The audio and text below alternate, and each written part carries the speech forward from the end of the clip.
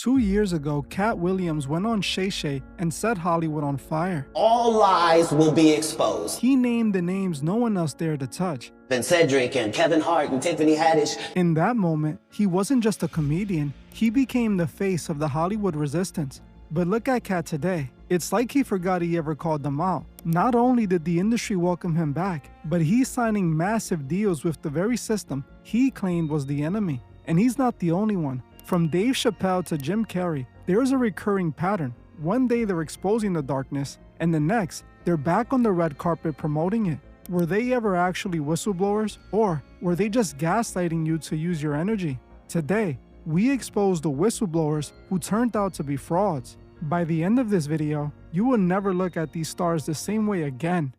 Katt Williams set the internet on fire in 2024 with his Shay Shay interview. While Katt had gone after Hollywood previously, this time it was different. He wasn't afraid to name names, calling out people like Kevin Hart, Ludacris, and the disgraced music mogul. He claimed that many celebrities in the industry had sold out, insinuating that their main job was to pretend like they didn't. Katt even exposed the backroom deals that were allegedly required to climb the industry ladder. Deals rumored to have compromising requirements to fulfill.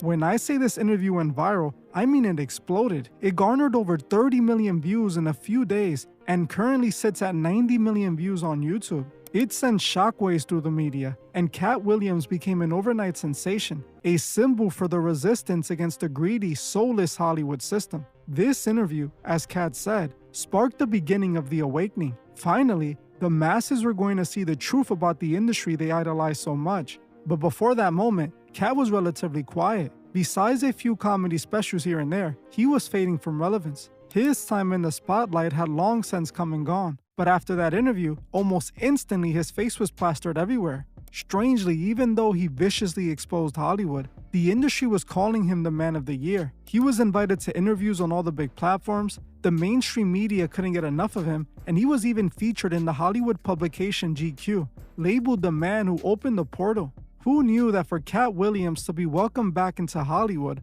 all he had to do was expose it? Katt Williams was the #1 guy again. But instead of using all that newfound attention to help change the industry issues he personally brought to light, he used it to sign a massive comedy special deal with Netflix worth millions. He went right back into business with the very people he became famous for exposing. In 2026, Katt Williams is launching a major new arena tour and releasing a 4th Netflix comedy special. Someone who was recently calling out the industry and resisting the power structure wouldn't normally get rewarded by that power structure. It is counterintuitive. Unfortunately, it seems Katt Williams might have had other intentions than spreading the truth. I believe that one of two things might explain what happened in this situation. One, he likely saw an opportunity and took advantage of it. In 2024, the Puffy situation was just starting to unfold. The industry rumors about weird things happening behind the scenes had existed for years. Katt even joked about it live on stage during one of his early comedy specials. But back then, everyone just thought it was a funny joke. The moment Puffy's strange behavior was exposed, all the rumors were suddenly validated. Katt had been rejected by the industry, and he ruined his name with his fans due to several controversies, like the time he got into a physical confrontation with a middle schooler. Before that interview, his reputation wasn't at its best. So, I believe he decided to use that moment to vent on the industry, not only to get revenge for kicking him out, but also to repair his reputation. This way, people would stop seeing him as a fading comedian and start seeing him as a beacon of truth. He wanted to go viral. That's the reason he called out so many big names during the interview. He knew he would go viral and could leverage that moment to spark life into his career. And it worked perfectly. Now Hollywood has invited him back in so he can stop complaining and keep quiet. We all know a mouth well fed doesn't talk. Now the other explanation is that Katt really did try to expose the industry. Katt has a well-documented history of calling out Hollywood. He has done it before during old interviews. He knew Shay Shay was a massive platform, so he could have possibly used it to call out the industry once again. But this time it blew up and it really made the industry look bad. They noticed Katt was running his mouth again, so they gave him a call and made him an offer he couldn't refuse, just so he would stop talking. Katt, not willing to turn down tens of millions of dollars, took those deals. Then, Hollywood started plastering him around everywhere to show they got him again. In either scenario, it's still the same outcome. Katt Williams called out the industry only to sell out to them the first moment he could. just like we saw with Dave Chappelle. Dave Chappelle was Katt Williams before Katt Williams. At the peak of his career with the biggest comedy networks throwing millions at him, Dave got up and randomly left, running off to Africa. To everyone, this made no sense at all. He had just signed a record-breaking $50 million deal for another season of his hit show, Chappelle's Show. But instead of going to work one morning, Dave packed up and disappeared. He refused to return and film the season. Without a clear explanation, rumors started to circulate that painted Dave in a troubled way. They blamed this sudden disappearance on the same things that affect every troubled actor. But when Dave finally resurfaced, he had a different explanation. According to him, he wasn't dealing with personal issues, he was dealing with industry issues. He showed up on Oprah and told the world that he went to Africa and turned down $50 million because he refused to compromise his morals. He claimed the industry wanted him to sell out, that Hollywood executives treated him less than human and wanted to force him into situations he wasn't comfortable with. When the industry wouldn't respect his morals and try to turn him into a puppet, he walked away from it all. Dave wasn't seen in the industry again for a long time. But 12 years later, not only was he back, he had completely forgotten that he called out the industry to begin with. Around 2016 and 2017, Dave started showing up all over the industry again. He did interviews with late-night hosts and even did pop-up comedy shows. Then it was announced that Dave had signed a massive multi-special deal with Netflix, reportedly worth $60 million. On March 21, 2017, he released his first concert special in 12 years. Just like that, he had returned to the very industry he had escaped 12 years earlier. While he never confirmed exactly why he decided to return, to me, it seems that 12 years away likely left him low on money. He was offered $60 million, an amount he couldn't refuse. But just like we saw with Katt, it's clear Dave sold out and went back to the people he accused of attacking his morals.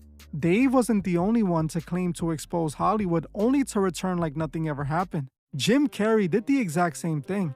Jim Carrey was one of the highest paid actors in Hollywood. In the 90s, he was the first to earn $20 million for a single film, The Cable Guy. He consistently secured high paychecks, earning over $200 million in salary and bonuses between 1994 and 2008. He was basically the face of Hollywood for a whole generation. But then, something started to change with Carrey. He went from the class clown to the golf kid who didn't see the reason for being in class to begin with. In 2014, he showed up on Jimmy Kimmel Live and appeared to call out Hollywood, joking that an unseen force runs the show and that all the celebrities were a part of it. This was followed by more strange behavior from him, like when he showed up to an E! News interview calling the red carpet meaningless and saying celebrities, including himself, didn't matter. In fact, he famously said that Jim Carrey doesn't even exist. After these strange appearances, Jim took a massive step back from the industry. Following the release of Dumb and Dumber 2 in late 2014, Carrey's film output slowed significantly. Between 2014 and 2020, he only appeared in two smaller films, the dystopian thriller The Bad Batch and the crime drama Dark Crimes, both released around 2016. Jim, once the face of Hollywood, had now left the industry, never to return. But by never to return, I mean he returned just 6 years later for the first Sonic movie in 2020. They paid him $4 million, and Carrey seemingly forgot any and all issues he had with Hollywood. Following the success of the first Sonic film, a sequel was ordered, and then a third. Carrey was paid an additional $12 million for the third film alone, and with his appearance in a fourth Sonic film confirmed, it looks like he's found his purpose again, a big bag of money. With Jim, we don't have to guess what brought him back. He admits out of his own mouth that he needed the money, likely to pay for all that plastic surgery and for those French lessons. I came back to this universe because, first of all, I get to play a genius, which is a bit of a stretch. I bought a lot of stuff and I need the money, frankly. Yeah.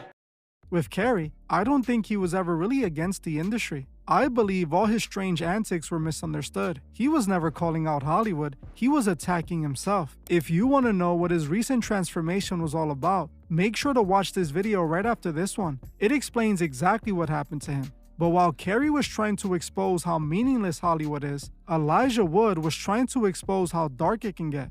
Recently, I did a video where I spoke about celebrities who tried calling out Hollywood but were initially ignored. Elijah Wood was one of the celebrities I covered. A few years back, he called out Hollywood for how it deals with child stars, saying during an interview that the industry had a major problem when it came to them. But unlike Dave and Katt Williams, Elijah didn't need 10 years to start backtracking. When the media started running his story, he quickly retracted it, coming out with a statement clarifying he knew of nothing happening in the industry. Not only has Elijah Wood continued to have a great career in Hollywood, but recently he was featured in the movie Ready or Not 2, which I recently just covered. But if Elijah was minutes away from losing his career, Kanye was past the point of no return. For the past few years, Kanye has been calling out the industry for all sorts of reasons. He claimed the industry took advantage of artists and was trying to control him. Kanye went on a rampage, destroying his relationships in the industry and earning a reputation as a loose cannon. He was quickly canceled and kicked out. His partnerships with companies like Adidas ended, and no major US touring venue would host him for a show. His entire place in the industry was erased. Even after losing everything, Kanye kept saying controversial things. But just this year, it seems that losing those industry connections finally caught up to him. In 2026, he returned with an apology for all the things he had said during the past few years. This came after he met with a representative for those he offended during his rants. Now, after his apology, it appears he is planning a successful comeback. Kanye West is currently scheduled to perform in the US with rare high-profile concerts at SoFi Stadium in Los Angeles on April 1st and April 3rd. These shows mark a significant return to the US stage following his beef with the industry. Just like the rest of these celebrities, it reached a point where money was more important than whatever point he was trying to make. The moment those millions start running low, they forget they ever had a problem with the industry. In my opinion, I personally believe Kanye didn't care about calling out Hollywood. I believe he only wanted to mobilize his fans and use their attention to get what he wanted. While Kanye did burn bridges, he also got out of his record label contracts years early. But messing with the industry comes with consequences, which he learned the hard way. As you can see, all these celebrities convinced the world to back them while they went after corruption. But every time, the moment they were offered enough money, they went running back. They weren't exposing the industry, they were renegotiating their deals. This was only a few names on a long list of celebrities who gaslit their fans. If you're interested in a part 2 to this video where I expose more of these sellouts, comment part 2 below. And if enough of you want to see that, I'll make sure that's the next video. I want to know what you guys think. Were these celebrities being genuine and just couldn't refuse the offer? Or was it all a stunt from the beginning? To me, Elijah Wood was the most direct example. He said what he said, and days later he backtracked on everything. He was literally in the sequel to Ready or Not 2, a movie where he plays a handler for an entity named LaBelle. If you're interested in seeing what Ready or Not 2 revealed about the families at the top, watch this video right now. Also, if you want videos that go a step further in revealing the truth without the fear of censorship, consider checking out my Patreon. I just released a new video where I reveal my thoughts on the stuff happening in the world right now. Trust me when I tell you, you don't want to miss that episode. You can find my Patreon in the description. And if you want to support unfiltered content, make sure to like this video and subscribe to join the truth movement. I want to thank you all for watching, and I'll see you guys in the next one.